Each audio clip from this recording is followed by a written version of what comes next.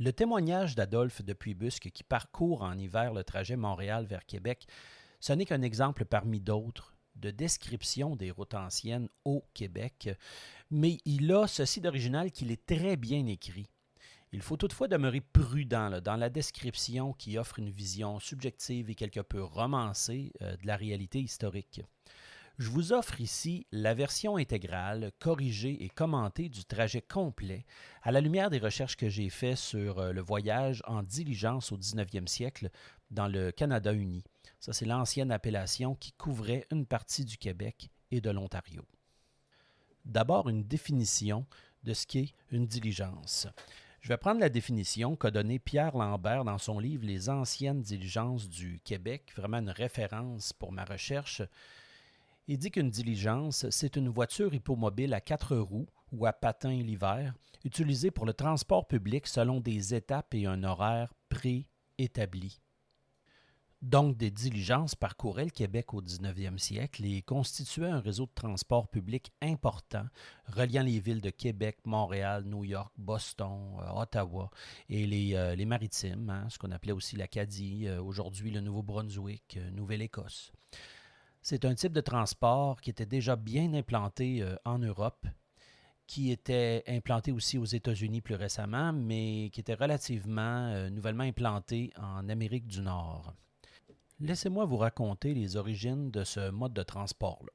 Alors, un premier réseau de courrier en Nouvelle-France remonte à 1693 avec un dénommé Pedro da Silva, dit le Portugais, qui transportait des paquets de lettres entre Québec et Montréal, mais l'idée d'un transport public va naître en Nouvelle-France depuis une ordonnance de l'intendant Bégon en 1721, mais ça va être laissé de côté. Concrètement, il faudra attendre que la route soit utilisable entre Montréal et Québec, rive nord, en 1734.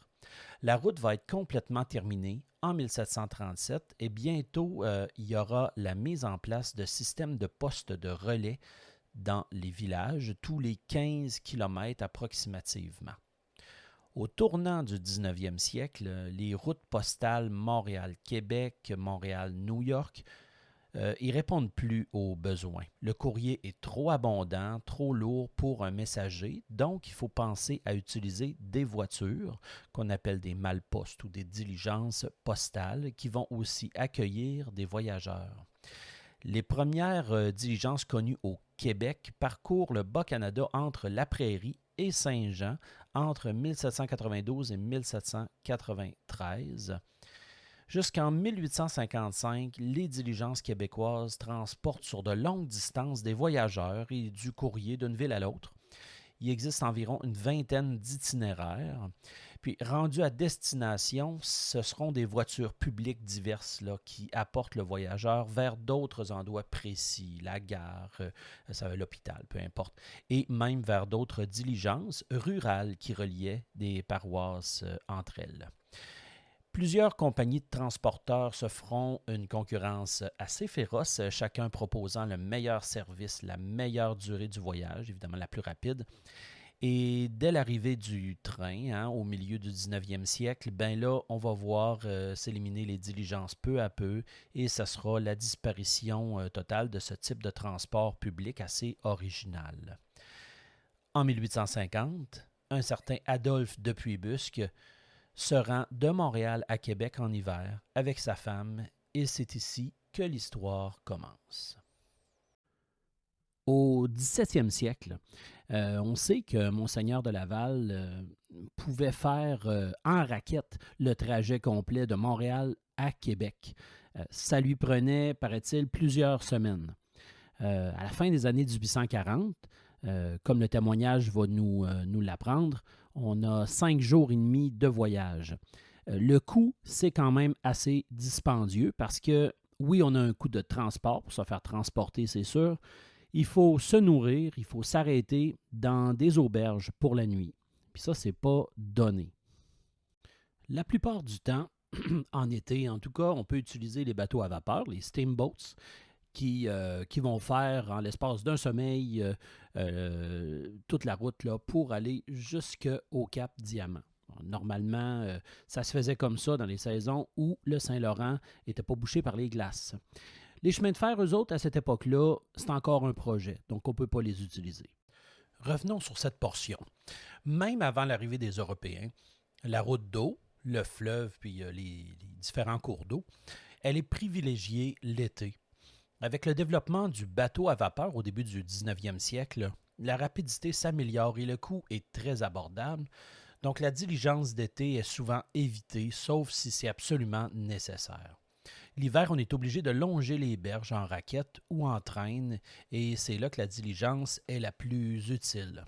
Simplement pour vous donner une idée de l'historique des divers chemins qu'il y avait à ce moment-là, en 1663, la colonie de la Nouvelle-France était habitée par 3000 colons, puis on a déjà un chemin de 40 km entre le Cap Rouge, proche de Québec, et le Cap Tourmente, proche du mont Sainte-Anne.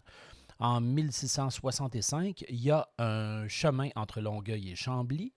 Les colons, à ce moment-là, utilisent des chemins de grève.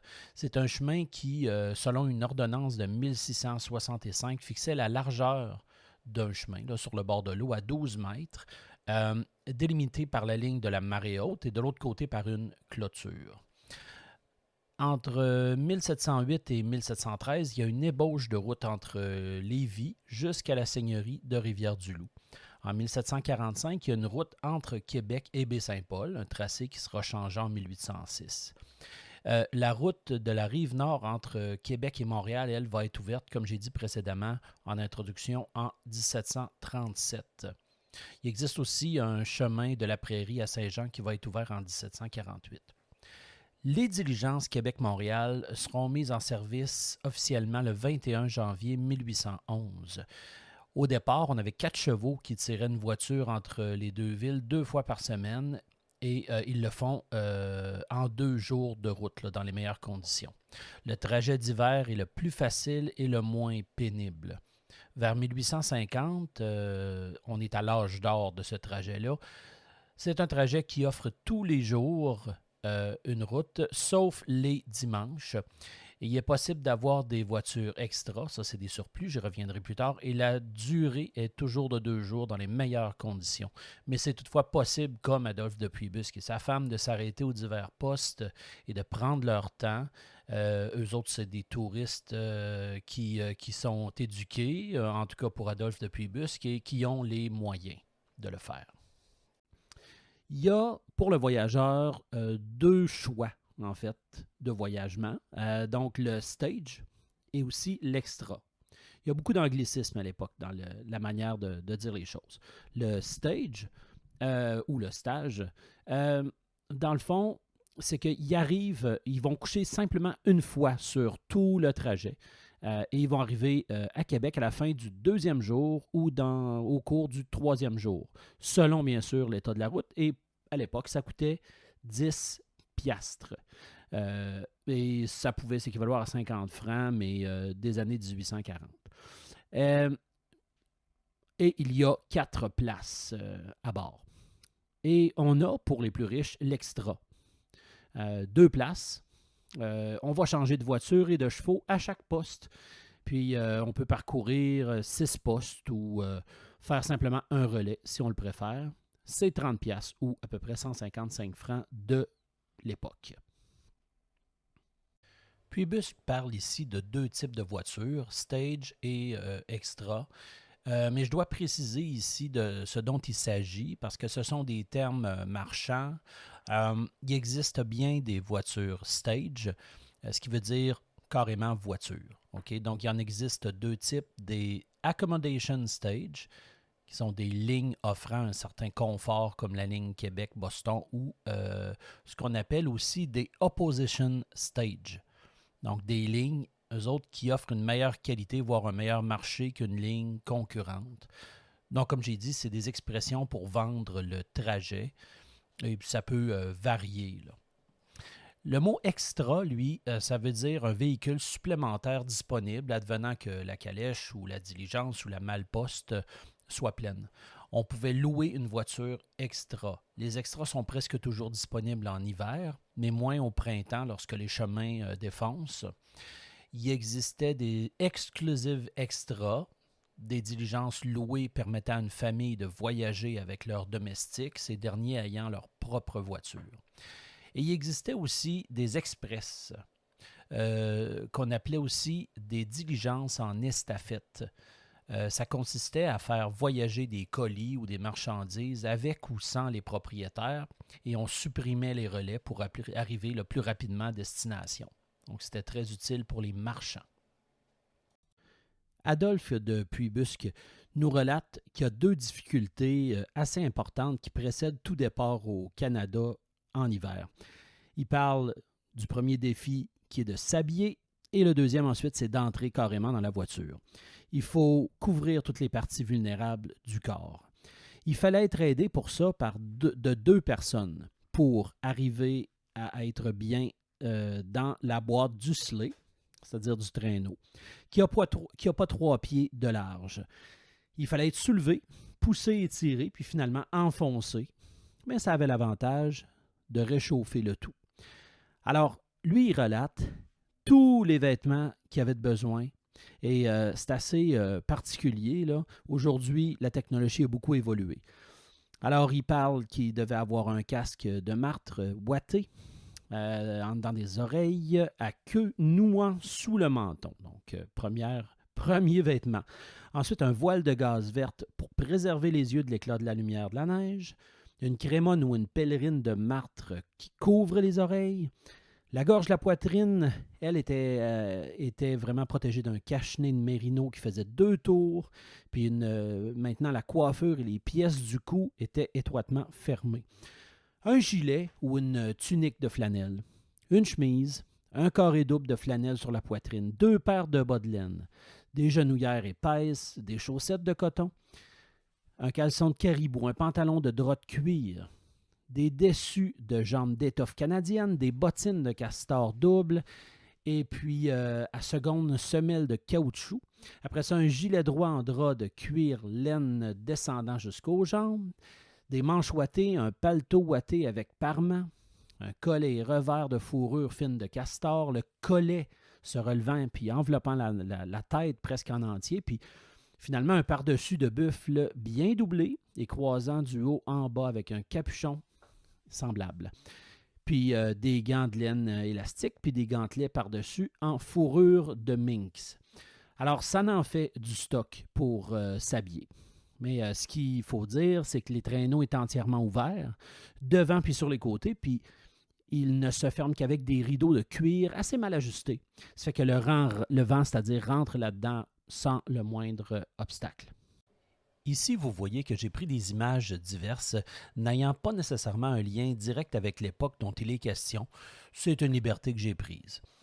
Adolphe de Puybusque donne sa vision personnelle du confort et aussi des vêtements. Je tiens à spécifier qu'en parlant à l'historien Gaston Deschênes, il m'a souligné que la description vestimentaire est peut-être un peu exagérée. Autant de couches de vêtements, c'est questionnant. Oui, les carrioles sont ouvertes et oui, on rabat des couvertures ou des pots, mais il existe aussi des diligences munies de rideaux de cuir ou d'un toit parasol. La protection contre le froid est toute relative, nous mentionne l'historien Pierre Lambert.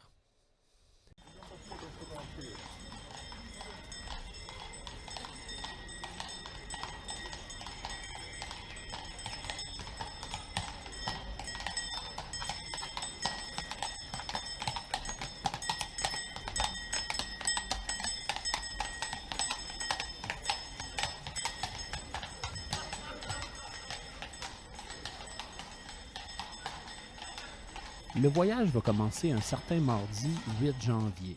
Le départ a l'air d'être un événement puisqu'il y a comme un attroupement de curieux qui vont voir partir ces gens-là.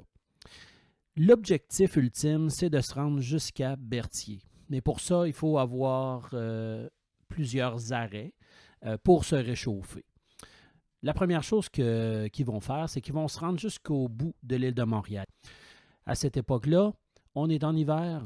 On essaie de faire un grand détour pour éviter la rivière des Prairies, à tout le moins essayer de trouver un passage, mais la glace solaire si solide et si unie qu'ils ont décidé de passer la rivière sans s'en apercevoir. Ils sont passés sur la rivière et puis ils vont se rendre jusqu'à une auberge isolée. On ne sait pas exactement où, mais qui est tenue par un nommé Deschamps. Et puis ils vont là pour se réchauffer. C'est une maison comme, paraît-il, tous les Canadiens français. Il la décrit comme étant simple, propre, commode. Il y a une famille nombreuse qui s'empresse autour des voyageurs pour les aider à enlever leur attirail. Puis, ce qu'on dit, c'est que ce sont des bons hôtes, qu'il y a une bonne table et un bon lit. Mais rapidement, on n'est pas arrivé, donc il faut repartir. Et de cette pointe de l'île-là, ils s'en vont à la Valtrie. Alors, ils vont continuer de suivre une route de terre en passant par Repentigny.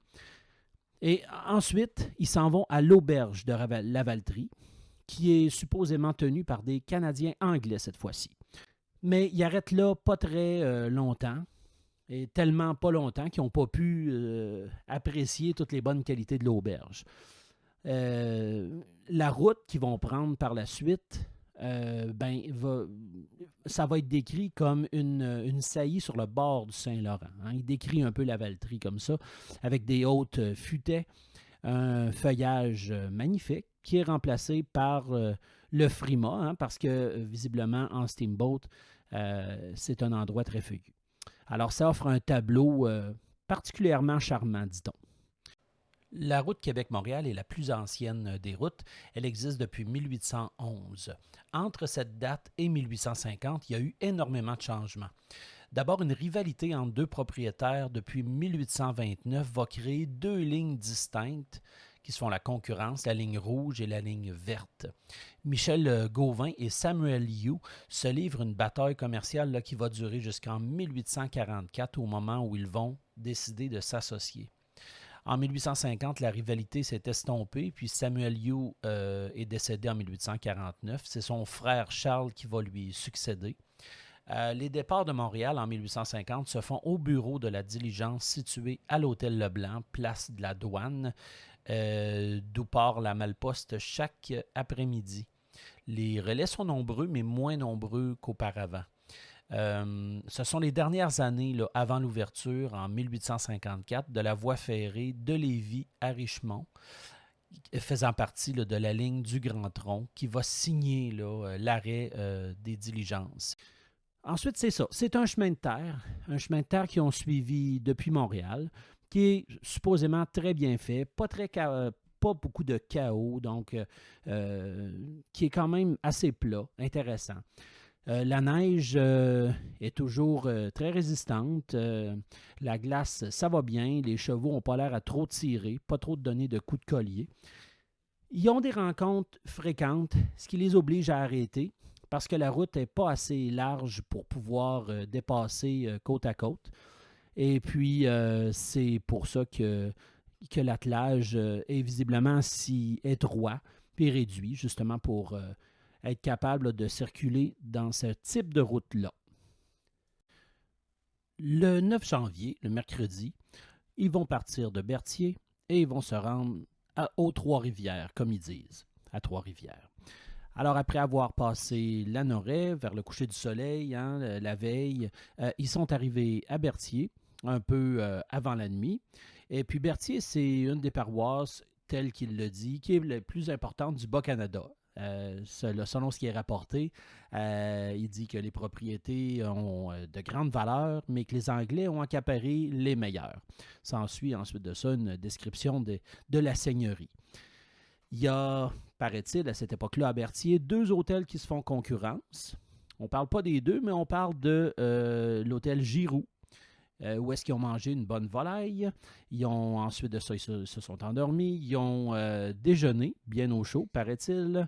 Et ils se rappellent qu'il aurait peut-être dû mettre un certain voile la veille parce que la gelée lui aurait laissé sur le front une empreinte assez brûlante.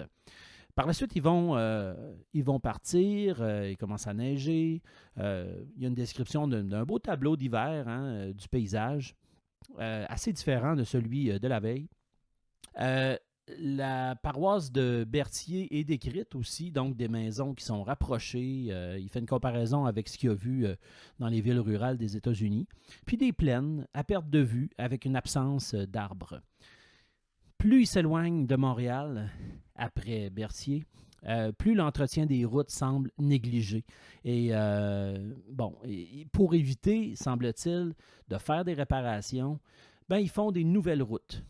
En hiver, c'est plus facile. Alors, tout ce qu'il faut faire, c'est changer de place les jalons ou les balises qui sont sous forme d'arbustes qui sont plantés dans la neige.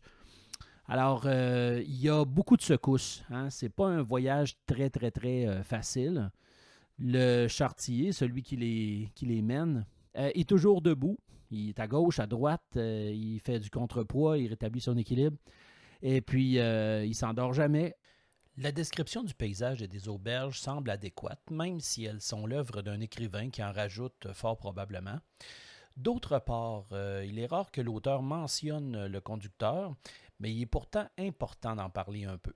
Les conducteurs sont souvent les propriétaires eux-mêmes. Ce sont des personnages hauts en couleur. Ce n'est pas l'image du domestique qu'on voit dans les films européens, par exemple. Il est le maître de son véhicule. Il est parfois même armé, s'il le désire. Il n'est pas rare qu'il soit habillé fièrement, un long manteau avec parfois des épaulettes rouges.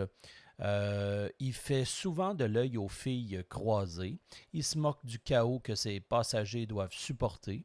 C'est un être flamboyant. Il y a un long fouet qui peut aller jusqu'à 6 mètres de long, mais il ne doit pas s'en servir trop souvent si c'est un bon conducteur.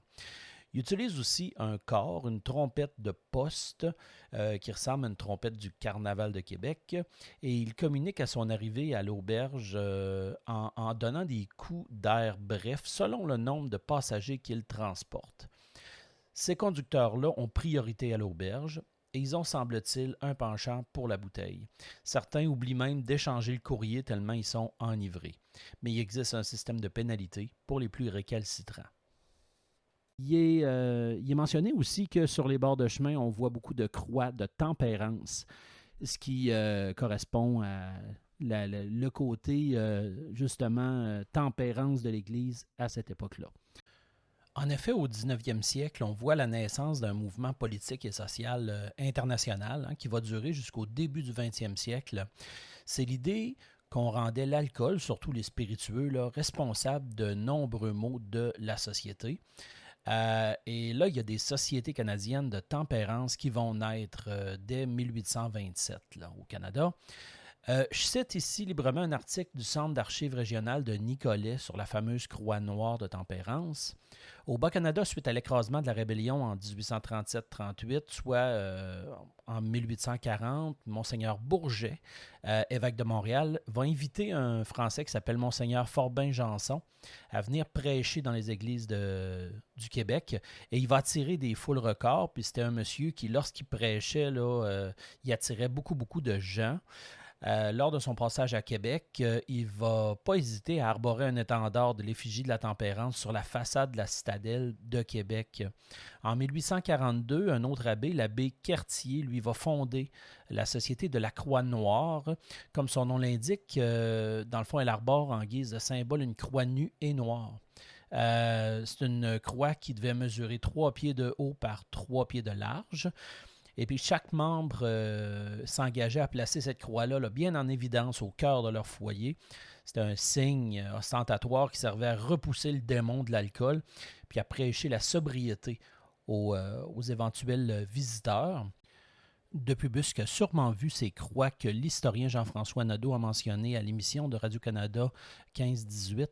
Il dit « Après la révolte des Patriotes, on a aussi érigé des croix de tempérance sur les lieux d'accidents attribuables à l'ivresse afin de dissuader les gens de sombrer dans l'alcoolisme. » Donc, c'est du moins mon hypothèse par rapport au fait qu'il y avait des croix sur le bord de chemin. OK, donc où ils vont relayer, ils vont aller dans une auberge qui est dite inférieure aux précédentes. Puis, semble-t-il que c'est normal parce que, à moins d'un accident, il n'y a personne qui s'arrêtait là. C'est une maison très simple, rustique, mais quand même assez propre, puis aucune répugnance par rapport à tout ce qui est là, mais on voit que c'est plutôt de faible coût. Et puis, il arrive dans le village Louisville, qui s'appelait à cette époque-là Rivière-du-Loup en haut, par opposition aux vraies Rivières-du-Loup qu'on connaît aujourd'hui, qui s'appelait Rivière-du-Loup en bas, bien sûr. Alors, oui, c'est ça, Louisville, où il est raconté que quelques Canadiennes qui se livraient à une industrie dérobée aux Autochtones. Il est mentionné ici aux sauvages avec un S majuscule, comme à l'époque.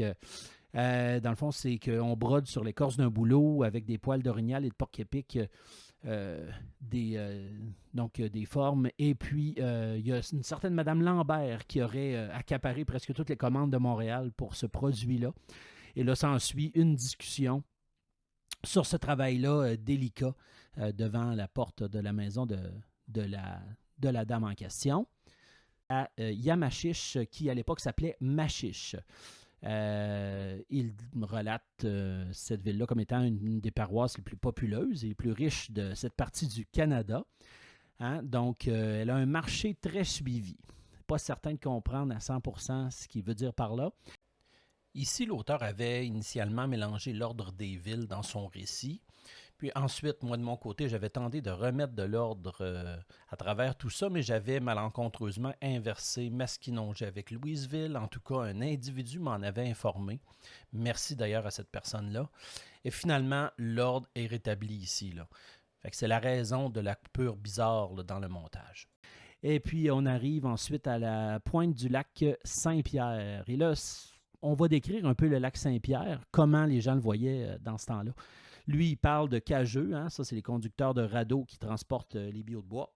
Et dans le fond, il dit que ces gens-là, les cageux, ne veulent pas aller dans le lac Saint-Pierre. Qu'il y a un risque de tempête qui les surprend lorsqu'il y a un nordais. Alors, c'est risqué. On parle aussi que c'est un rendez-vous des chasseurs de canards et de bécassines.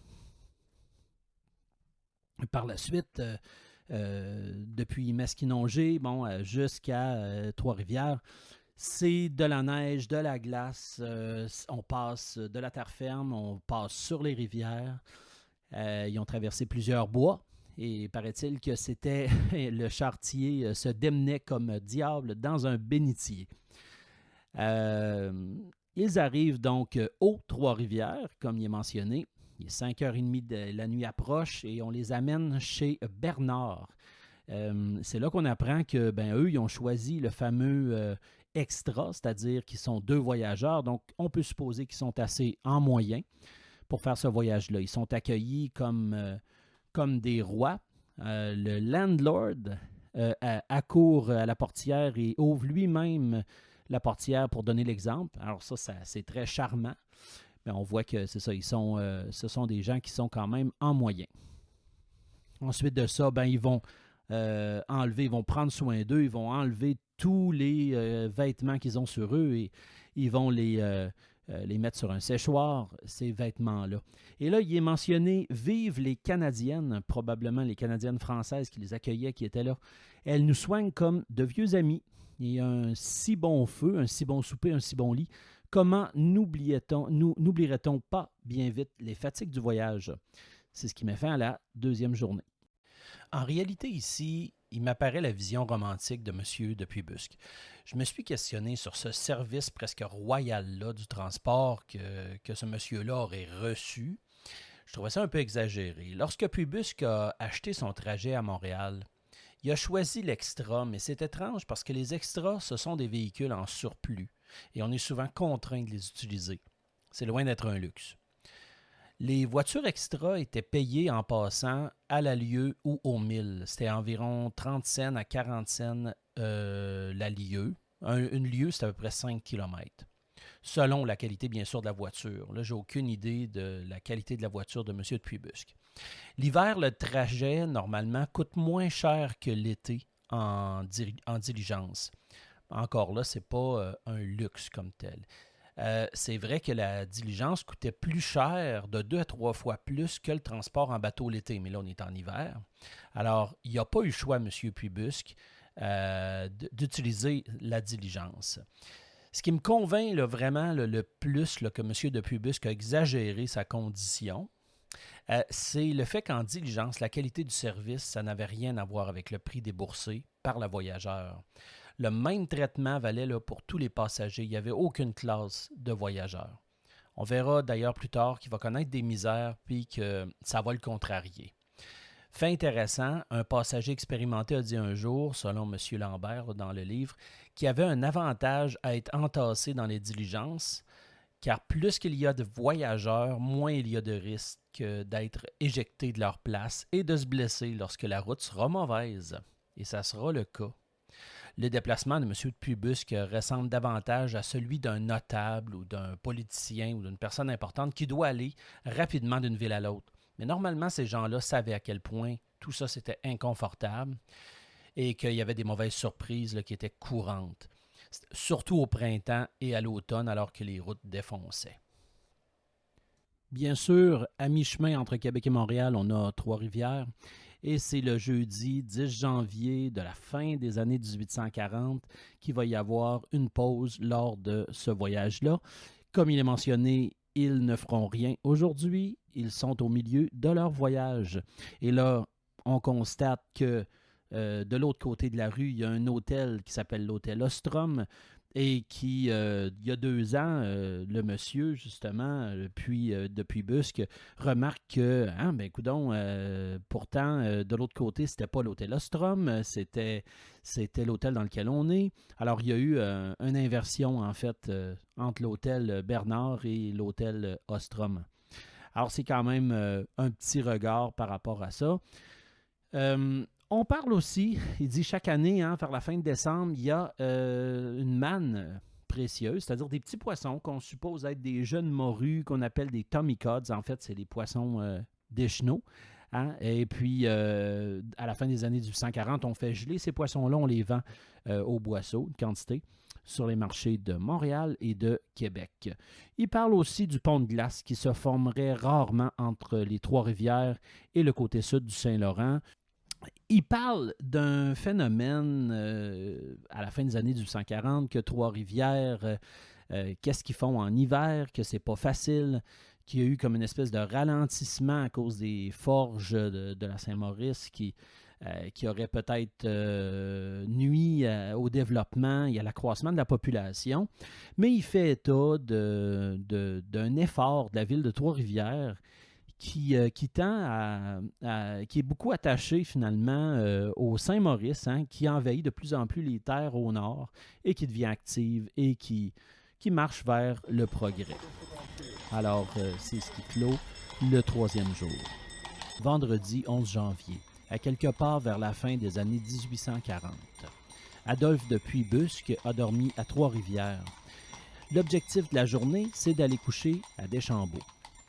Avant de quitter l'auberge de Trois-Rivières, il faut régler leur compte. Alors, le couple de Puyebusque va payer un montant assez dérisoire pour l'équivalent de, par exemple, un feu perpétuel, 4 repas, 2 nuits, des tomicods, des perdrix, une dinde. Et pour tout ça, on demande 2 piastres et quart, donc environ 12 francs de l'époque.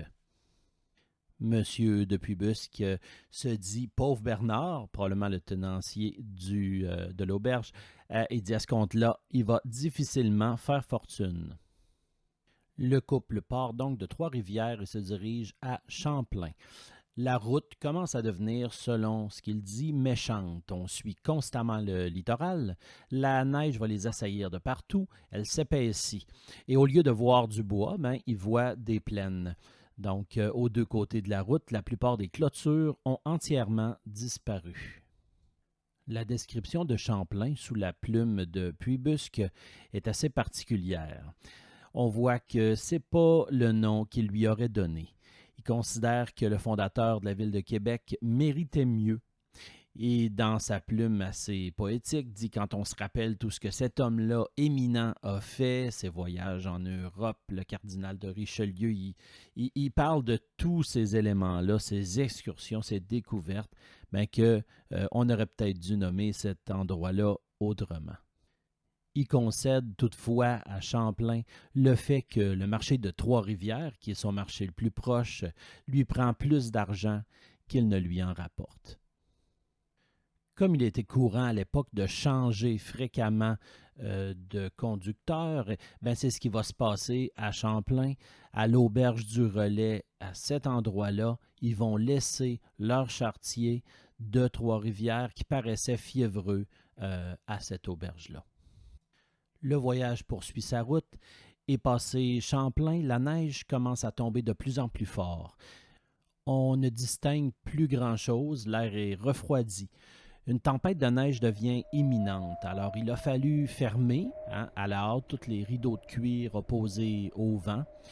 Le charretier, lui, on dit qu'il lutte de façon intrépide contre une grêle. Ça lui saute au visage.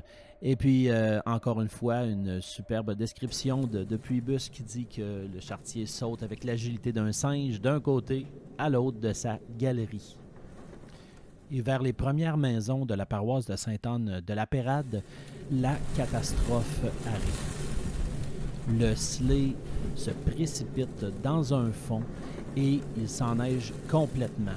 À partir de là, ils s'inclinent à leur droite et éventuellement, ils vont devoir débarquer de leur véhicule.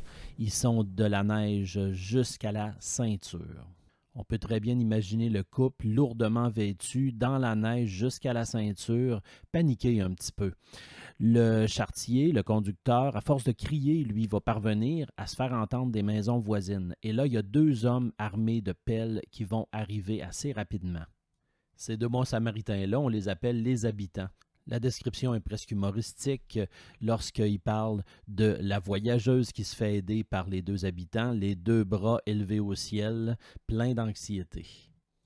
Tout ça se passe sur le chemin du roi, donc on sait que les maisons sont séparées par des courtes distances, sont près du chemin à tout le moins. Donc c'est ce qui va favoriser l'aide assez rapide. Il dit, M. de Puybus, que c'est le 2e accident de la journée. Et un vieillard de haute taille, à figure fine, intelligente et tout ça, va leur faire un accueil assez hospitalier. Il décrit comme un ancien voyageur de la Compagnie du Nord-Ouest. Il s'appelle Pierre Belly, d'origine écossaise. Il dit qu'un de ses fils, c'est le curé du Cap de la Madeleine, un village à l'est de Trois-Rivières. Cet homme-là va donc inviter le couple dans sa maison. Et M. de Puybus, qui est charmé, il dit que si c'était une auberge, il aimerait beaucoup ça, y prendre le gîte pour la nuit. Puis pendant que le charretier va remettre sur pied le sleigh et les chevaux, probablement aider des gens qui sont venus avec les pelles, eh bien, M. de Puybusque et sa femme, ils vont parler, ils vont avoir une discussion avec M. Pierre Belly, une discussion qui relate plein d'aventures de ce M. Pierre Belly-là. Je vous invite d'ailleurs à aller peut-être lire ce texte-là, en allant voir le site Glanure Historique, ce blog-là, où il y a plein d'éléments intéressants. Le véhicule étant réparé, le couple va donc se remettre en chemin. Le charretier debout devant la porte donc fait claquer son fouet pour les rappeler à l'ordre. Alors on réembarque, ils vont se rendre jusque dans le centre de la paroisse de Sainte-Anne de la Pérade. Et là, il y a une petite auberge qui est tenue par un nommé Lecourt, qui est voisine de l'église. Et on a une hôtesse, une petite femme qui dit alerte, dégagée, tout ça, native de Yamachiche, qui est absolument nouvelle engagée probablement. Il lui est impossible de donner aucun renseignement. Tout ce qu'elle sait, c'est que le Seigneur est très aimé. Et là, M. de Puybusque écrit avec une certaine amertume qu'il n'a donné aucune poursuite, qu'il ne s'est pas plaint jusqu'à date, mais que là, il trouve ça quand même peut-être un peu intense. Il dit « Je suis français, le moyen d'être aimé par des Anglais, des Écossais, des Américains, ça serait contre nature. » L'auberge est plutôt rustique. Il y a 2 pièces. La première pièce, c'est familial. On va se laver, on repasse, on boit, on mange, on fume. Et il y a un poêle omnibus qui sert à peu près à tous les usages, chauffé à rouge, dit-on. Et dans la seconde pièce, il y a aussi un poêle omnibus et on va leur servir un souper, un repas qui est composé de 2 pièces froides là, de viande et puis du thé vert. Et pour lui, il n'est pas très très content. Il dit que c'est plutôt malheureux pour son estomac et aussi pour ses nerfs. C'est dans cette pièce-là qu'il va rencontrer un personnage qui proviendrait de Saint-Grégoire. On ne sait pas exactement c'est où. Il dit que c'est un ancien Acadien. C'est un homme qui recueille le grain dans les paroisses et qui le porte à Boston et aussi à New York. Ce personnage-là va heurter M. de Puybusque. Il va dire « Je n'attendais pas d'esprit d'entreprise de la part d'un ancien Acadien habitant une paroisse enténébrée de Saint-Grégoire qui ne veut pas d'école. » Et là, on voit toute la frustration d'un personnage qui travaille à l'instruction publique. Le voyageur entame une discussion avec M. de Puybusque en lien avec le désir d'aller en Californie. Et là, M. de Puybusque essaie de l'en dissuader en lui disant que la réponse ne se trouve pas en Californie, mais peut-être plus proche qu'il le pense. Et M. de Puybusque est bien content, il considère qu'il a convaincu ce personnage-là, mais il conclut en disant, d'une drôle de manière, « Quand cette race a une idée dans la tête, elle y est fixée comme un clou. Plus on frappe dessus, plus elle s'enfonce. » Et c'est ce qui termine le 11 janvier. Le samedi 12 janvier, après une belle nuit, ils vont continuer leur voyage. La veille, ils ont fait 2 relais. Il faudrait qu'ils en fassent 4 aujourd'hui pour rétablir la balance. Le temps ne s'annonce pas beau et la route ne s'annonce pas très très bonne non plus. Pendant qu'on va atteler les chevaux là, pour leur sleigh, ils vont courir aller visiter l'église de Sainte-Anne-de-la-Pérade. Notre voyageur va en profiter pour faire une petite description de la rivière Sainte-Anne, dont l'embouchure est assez proche de l'église. Il qualifie cette rivière-là d'un des plus beaux affluents du Nord, avec un pont dessus qui va combler évidemment une des larges lacunes de la route de poste. Ils vont donc cheminer péniblement, qu'ils disent, jusqu'à Deschambault. À partir de là, la rive du Saint-Laurent prend des proportions de falaise. Il y a une succession de montées, de descentes. L'objectif, c'est de se rendre chez un certain Langevin à Deschambault. Mais il va y avoir un changement de plan. Ils vont descendre chez un dénommé Marcotte. Et c'est là qu'ils vont faire un petit tour de passe-passe. C'est qu'au lieu d'un extra, ils vont leur donner une diligence à 4 places. Une voiture qui est plus lourde et plus lente, et puis qui faisait en sorte que les prix étaient plus bas. Le dénommé Marcotte va être très poli. Ils vont leur servir un potage, ils vont se réchauffer. C'est là qu'il faut faire une petite précision, c'est que le dénommé Marcotte est à Sainte-Anne-de-la-Pérade. Ils ont fait un bout de chemin, puis ils sont arrêtés chez le dénommé Marcotte de façon imprévue. Ils s'en vont vers Deschambault. Ils vont quitter le dénommé Marcotte, puis ils vont faire à peu près, à ce qu'ils disent, 1 lieue, et il va se produire un événement. Ils vont rencontrer une malle-poste et le charretier de cette dernière voulait absolument faire un échange de chevaux et c'est ce qui va être fait. La diligence va donc se rendre à Deschambault avec les mêmes chevaux là, qu'ils ont échangés avec la malle-poste. Parlons cheval, parlons diligence au niveau technique. Donc, au niveau du cheval, selon l'historien Pierre Lambert dans son livre sur les anciennes diligences du Québec, là, la race de cheval utilisée, ce serait carrément le cheval canadien. C'est une race commune dans la vallée du Saint-Laurent à ce moment-là. Ils sont plutôt petits, résistants, ils sont mal nourris, souvent maltraités. Ils sont infatigables sur la route. Ils peuvent tirer sur la glace une carriole de 2 passagers sur 150 km en 12 heures. La préparation des chevaux pour la diligence, ça laisse quand même à désirer dans bien des cas. On les paie 100 à 120 $ la bête et dès l'âge de 5 ans, on commence à les utiliser pour la diligence. Ils ne sont pas tous bien traités. Généralement, on utilise 2 à 4 chevaux par diligence, puis exceptionnellement, ça peut aller jusqu'à 6 chevaux, comme entre Montréal et la Chine, là où il y a beaucoup de monde. On peut aller jusqu'à 12 passagers. Les diligences, elles, techniquement, donc le véhicule, sont fabriquées aux États-Unis. Elles coûtent en généralement 600 $. S'il y a eu des constructeurs bas canadiens, ils sont peu connus, pour les diligences, bien sûr. Les modèles les plus répandus, c'est la Concorde, mais il y en a d'autres depuis les années 1830. Si j'exclus la diligence, là, il y a quand même toute une variété de voitures d'été et d'hiver qui vont avoir plusieurs utilisations et qui, elles, vont être construites au Québec, notamment à la Dominion Carriage Company Limited de Montréal, une propriété de P.T. Légaré, comme le décrit l'historien Michel Lessard dans sa nouvelle encyclopédie des Antiquités du Québec. Et ils vont entamer un petit arrêt. Ils vont ensuite décider de partir de Deschambault assez rapidement. Il va décrire, après Deschambault, il dit que la rive du Saint-Laurent est escarpée, brisée, que ça s'élève avec raideur, puis que, bon, c'est vraiment des pentes assez abruptes.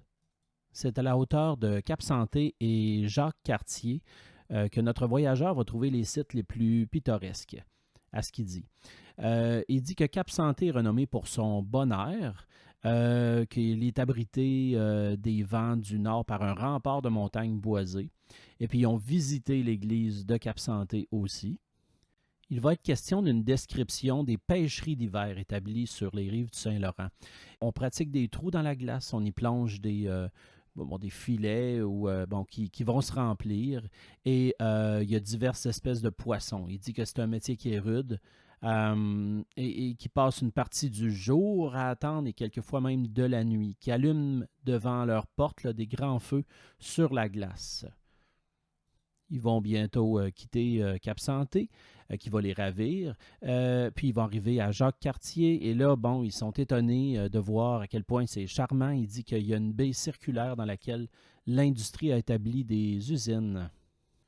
Il parle qu'il y a un groupe d'arbres vert argentés de neige, diamantés de givre. Hein, on voit le côté poète. Ses moulins, ses cottages, son pont. Une fois le pont traversé, là, ils vont se rendre dans une belle sucrerie. Là, ils sont sur les plateaux des Caps. C'est là qu'il va faire état d'arbres coupés par la hache ou par le vent qui sont présents là, très souvent. Vers la fin de l'après-midi, vers 4 heures, ils vont atteindre le relais des Écureux. Ça, c'est près de Donnacona.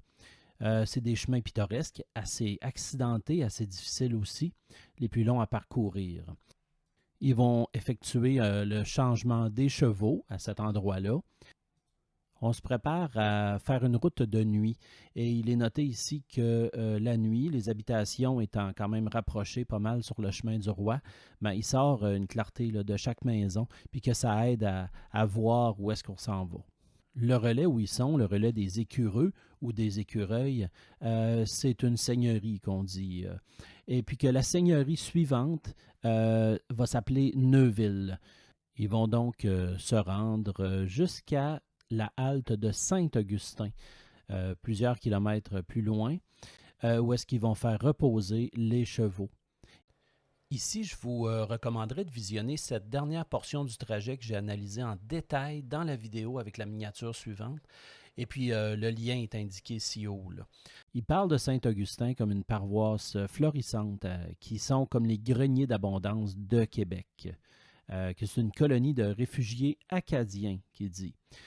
Il est question aussi d'un nom de famille assez courant, paraît-il, à Saint-Augustin, les Desroches.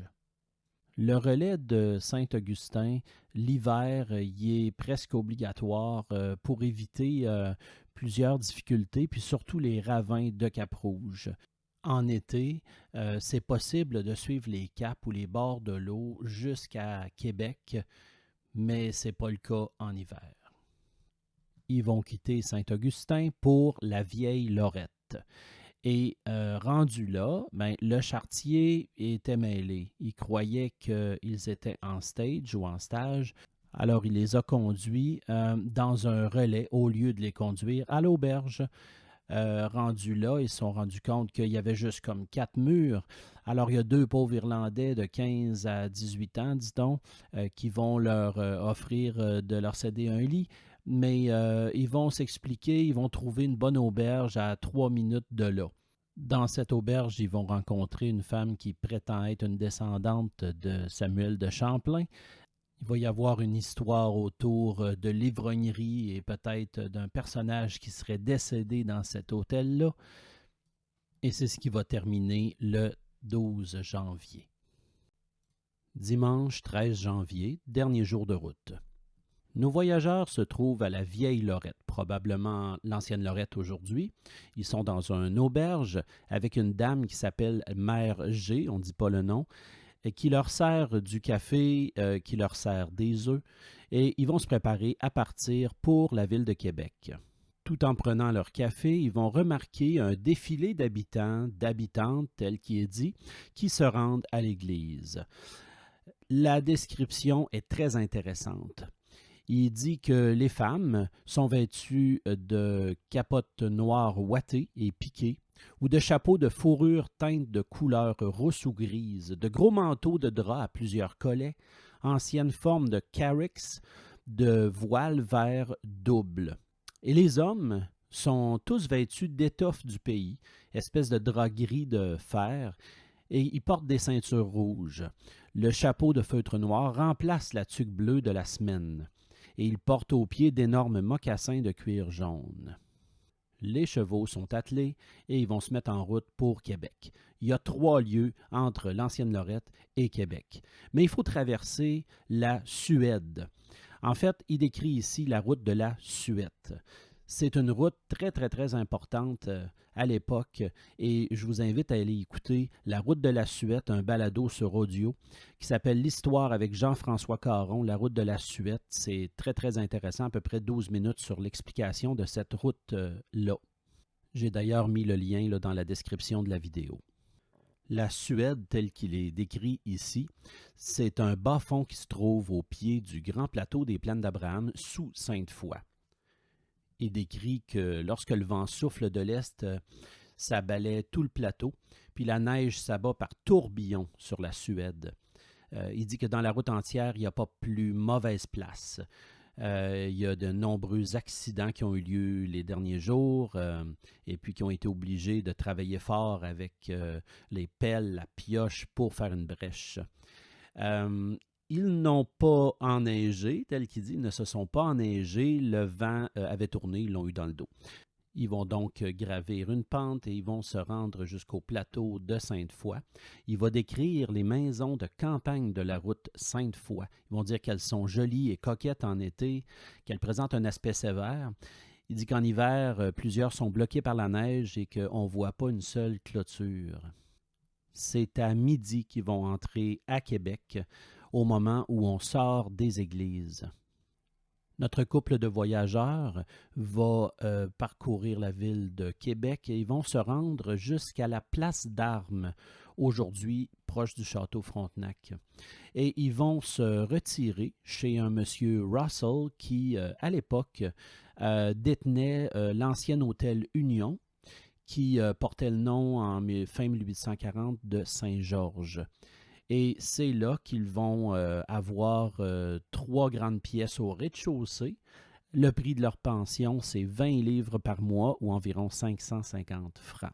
Et c'est ici que se termine le voyage entre Montréal et Québec pour monsieur et madame de Puybusque.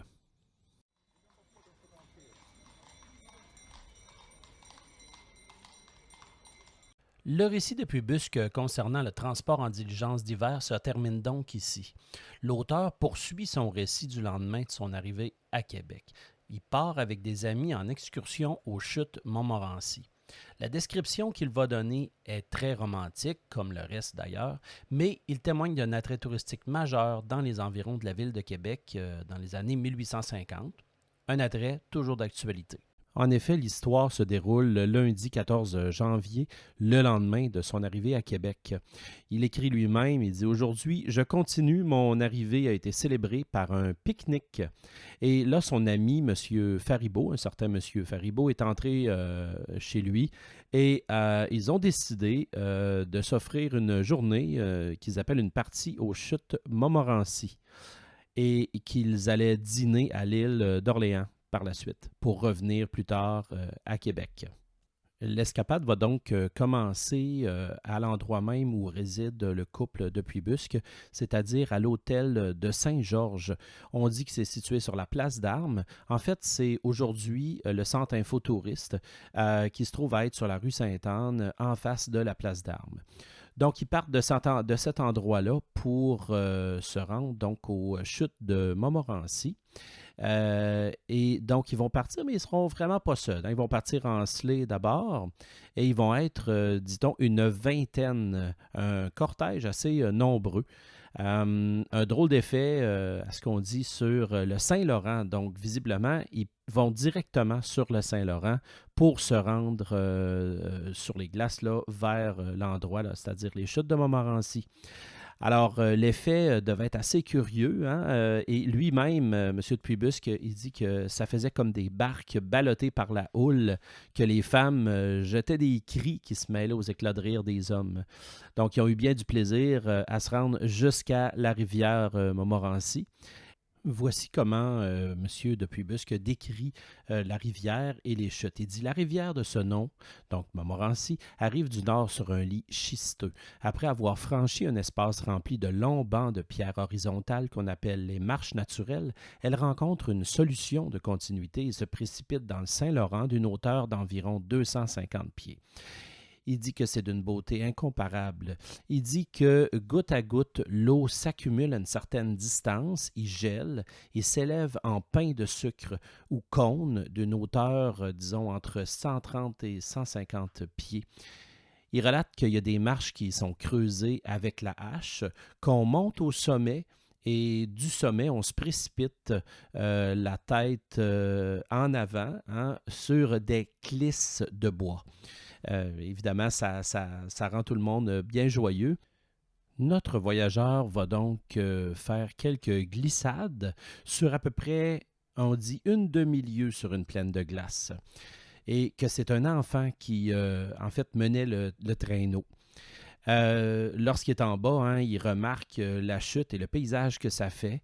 Il dit que il voit la baie, il voit que c'est une neige éblouissante et sur laquelle il y a une foule, hein, qui fait comme des petits points noirs et qui a une file qui gravit le grand cône et qui glisse, hein, de l'autre côté du cône, et puis que ces glissades-là se succèdent là, en mouvement perpétuel. Ils vont quitter les chutes Montmorency pour traverser en sleigh jusqu'à l'île d'Orléans, à une des 5 paroisses de l'île d'Orléans. Il n'est pas mentionné laquelle, par contre. Ils vont se rendre chez un habitant du nom de Gagnon pour un dîner rustique. Il décrit cet habitant-là comme un menuisier, serrurier, charron, un tisserand, un homme à tout faire. Il parle aussi de sa femme, qui serait comme la mère G, celle qui est décrite dans l'épisode 3, et comme quoi elle est meilleure cuisinière là, qu'elle. Il dit aussi qu'il y a une famille nombreuse à cet endroit-là. Le repas est décrit comme étant d'une gaieté canadienne, qui ont lancé des toasts étourdissants, qui ont chanté au dessert. Puis, une fois qu'ils ont quitté la table, ben, ils vont réembarquer là, sur le fleuve en route vers Québec et ils vont rentrer à cheval, là, en sleigh, seulement qu'à la clarté des lanternes. Et puis c'est là qu'il va dire « Ma pauvre femme était ravie mais bien fatiguée ». Et c'est comme ça qu'il termine son récit.